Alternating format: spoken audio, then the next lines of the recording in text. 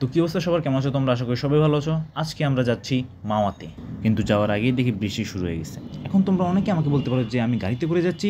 আরে হ্যাঁ রে ভাই, আমি গাড়িতে করে যাচ্ছি। কি মনে করছি কি আমার কি সামর্থ্য নাই? আছে রে ভাই, আছে ভাড়া নেওয়ার। এর মধ্যে দেখি বরাবর 3:35 বেজে গেল। এখন আমরা রাজারবাগ পুলিশ লাইন্সের সামনে দিয়ে যাচ্ছি, যেখানে একজন পুলিশ দাঁড়িয়ে। ফাইনালি আমরা মুন্সিগঞ্জে প্রবেশ করলাম। এখানে চারদিকে পরিবেশটা খুবই সুন্দর, কারণ চারিদিকে শুধু প্রাকৃতিক গাছ আর গাছ। এটা হচ্ছে পদ্মা সেতু উত্তর থানা, যেটা ডিজাইন নর্মাল থানার থেকে অনেক সুন্দর। অবশেষে প্রবেশ করলাম আমরা আমাদের ডেস্টিনেশনে। এটা হচ্ছে পদ্মা সেতু, আর এগুলো হচ্ছে চারদিকের পরিবেশ এই পদ্মা সেতুর। আমি জানি না এখানে বড় বড় পাথর টাইপের জিনিসগুলো এইভাবে রাখা কেন। আর এখানে দূরে দেখছি ট্রলার সার্ভিস, যেখানে উঠবো কিনা আমি জানি না। এখানে কিছু ছেলেরা পানিতে ফুটবল খেলছে, যেটা কিনা খুবই সুন্দর। এবার পানিতে ফুটবল খেলার একবার এক্সপিরিয়েন্স করতে পারলে হয়তো ভালো হতো। ফাইনালি উঠে গেলাম ট্রলারে। আপনাদেরকে ভিউটা আমি দেখাই, দেখেন কত সুন্দর একটা ভিউ। এখানে ডিরেক্ট সূর্যের আলো একদম পানির উপরে। ফাইনালি ট্রলারটি স্টার্ট করে দিল।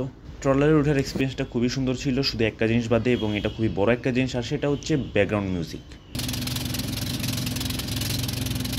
ট্রলার থেকে নামলাম আমরা নদীর মাঝখানে কৃত্রিম একটি চরে। এখান থেকে কিছুটা দূরে একটা নৌকায়, আমি জানি না এরা কি করছে। এখানে একজন লোক আম বানাচ্ছিল, তো আমি আম বানানো খাওয়ার জন্য এখানে কিছুক্ষণ দাঁড়িয়েছিলাম, এবং আমার সামনে বড় একজন মানুষ ছিল। হঠাৎ করে তার ফোনে রিংটং বেজে ওঠে, এবং রিংটংটা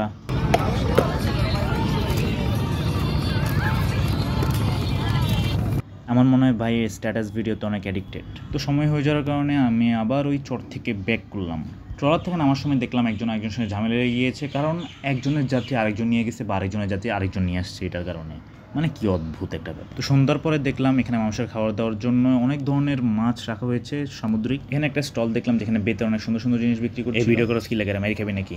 আরে সরি ভাই, সরি, আর হবে না। এরপর আমি ঝালমুড়ি খাওয়ার জন্য অপেক্ষা করছিলাম। ইনি খুব সুন্দর করে লেবু দিয়ে ঝালমুড়ি বানিয়ে দিয়েছেন, যেটা কিনা খুবই অসাধারণ ছিল। এরপর আমি ওইটা খেতে বসলাম, যেটা না খেলে আমার রাতে ঘুমিয়ে আসবে না। সেটা হচ্ছে দুধ চা। আমি মারাত্মক অ্যাডিক্টেড দুধ চায়ের উপর। এরপর আমি ইলিশ মাছ দিয়ে একটু খাওয়া দাওয়া করে নিলাম। পদ্মাতে এসে যদি ইলিশ মাছ না খেতে হলে কি আর হয় নাকি? এরপর খাওয়া দাওয়া শেষ করার পর যখন আমি হাত ধুতে আসলাম, তখন দেখি এখানে পানি নেই। মানে কি একটা অবস্থা, মানে কি যে বলবো। এখানে আশেপাশে যদি আপনি তাকান, তাহলে দেখবেন অনেক নতুন নতুন ধরনের স্টল রয়েছে, যেখানে অনেক নতুন নতুন ক্রিয়েটিভ জিনিস বিক্রি করে, যেগুলো দেখতে খুবই সুন্দর লাগে।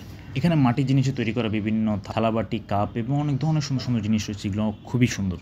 একটু পরে একজন লোককে দেখলাম, যিনি কিনা পেয়ারা বানাচ্ছিল, তো ভাবলাম যে একটু পেয়ারা খাওয়া যাক। এখানে আগুনে মাছ রান্না হচ্ছিল, যেখান থেকে অনেক ধোঁয়া আসছিল। এখানে অনেক সুন্দর একটা খেলনার দোকান ছিল, কিনা ছোটবেলার কথা মনে করে দিয়েছিল। ছোটবেলা থাকতে এই ধরনের খেলনা দিয়ে আমি খেলতাম আগে। কিছুক্ষণ পর একজন লোককে দেখলাম মালাই চা বিক্রি করতে, তো সেখান থেকে মালাই চাও খেয়ে নিলাম। তো এখানে কাঠের নৌকা দিয়ে মানুষের জন্য অনেক সুন্দর একটা ব্যবস্থা করা হয়েছে, যেটা কিনা অনেক সুন্দর লাগছিল দেখতেও, কারণ কালারফুল লাইটিংয়ের জন্য, এবং চড়তে হয়তো অনেক মজার ছিল। আনফর্চুনেটলি এখানে আমি উঠিনি। তো এখানে একটা বাচ্চা আমি অনেক লাফাচ্ছিল এবং মজা করছিল, যেটা কিনা খুবই সুন্দর ছিল।